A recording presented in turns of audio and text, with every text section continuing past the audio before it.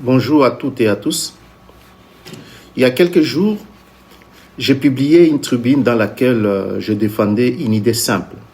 Le dialogue national annoncé en République démocratique du Congo ne devrait plus être un dialogue de partage du pouvoir, mais un dialogue de refondation de l'État.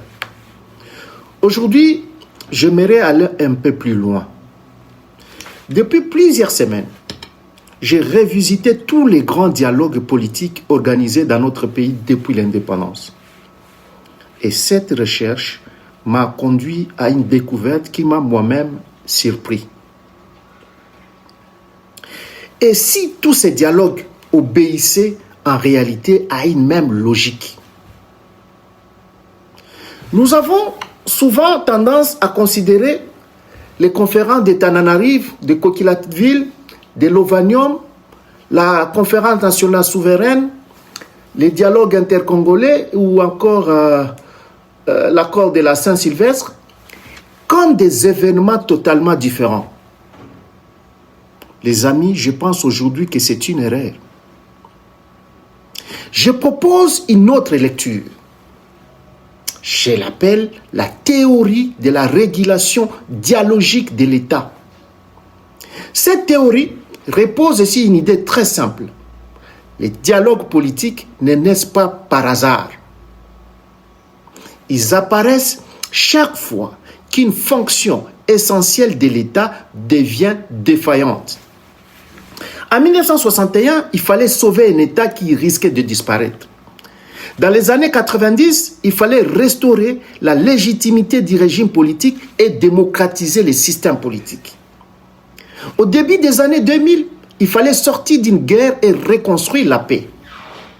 Entre 2013 et 2018, il fallait préserver le fonctionnement des institutions. Autrement dit, chaque dialogue répond à la crise dominante de son époque. C'est ce qui m'a conduit à distinguer 5 générations de dialogues politiques. La première génération des dialogues politiques, entre 1961 et 1962, intervient au lendemain de l'indépendance. À cette époque, la priorité n'était ni la démocratie, ni les élections. Il fallait d'abord sauver l'unité nationale et empêcher la désintégration du jeune État congolais.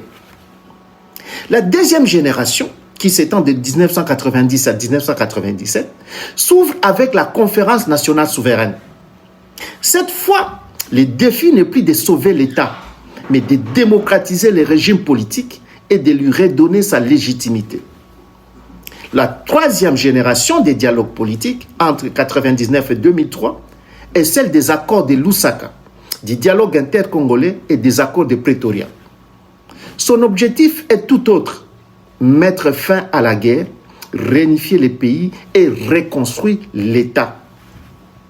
La quatrième génération, de 2013 à 2018, avec les concertations nationales, les dialogues de la Cité de l'Union africaine et l'accord de la Saint-Sylvestre, cherche avant tout à stabiliser les institutions et à préserver la continuité de l'ordre constitutionnel. Enfin, les dialogues annoncés en 2026 peut inaugurer, selon moi, une 5e génération.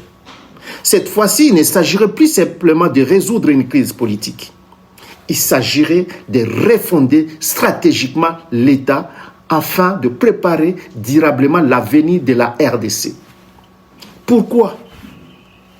Parce que notre principale crise n'est plus celle de 1961.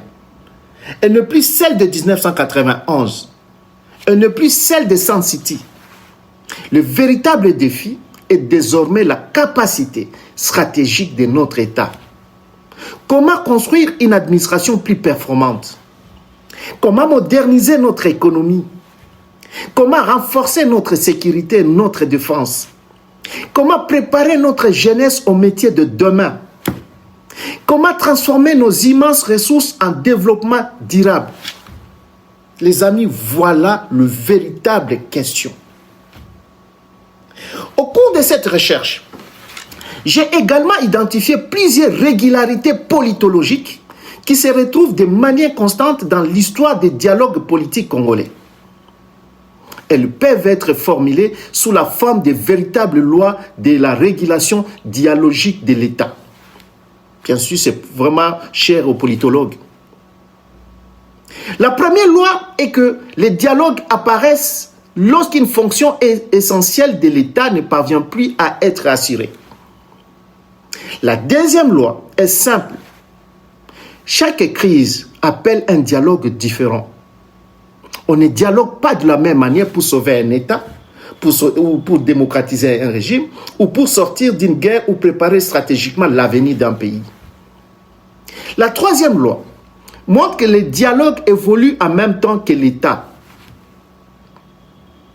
Au début, il s'agit de sauver l'État, puis de les démocratiser, ensuite de les reconstruire, puis de stabiliser ses institutions. Et aujourd'hui, le défi est de les transformer pour les rendre plus performants et mieux préparés aux enjeux du XXIe siècle. La quatrième loi est qu'un dialogue ne réussit que lorsqu'il traite les véritables causes de la crise. La cinquième loi rappelle qu'un dialogue ne remplace jamais durablement les institutions. Il doit au contraire les renforcer. Enfin, les amis, la sixième loi montre qu'aucun dialogue ne règle définitivement tous les problèmes. Chaque génération de dialogues politiques résout la crise de son époque, mais prépare aussi les défis de la suivante. C'est pourquoi je crois que les dialogues de 2026 ne devraient pas reproduire les modèles du passé. Ils devraient inaugurer une nouvelle génération de dialogues. Non plus un dialogue centré principalement sur les équilibres politiques, mais un dialogue de refondation stratégique de l'État. Car le véritable enjeu n'est plus seulement de gérer nos crises. Il est de construire l'État dont la RDC aura besoin dans les 50 prochaines années. Les amis, si cette réflexion peut contribuer à enrichir le débat national, alors elle aura déjà atteint son premier objectif. Le livre que je prépare développera plus largement cette théorie de la régulation dialogique de l'État.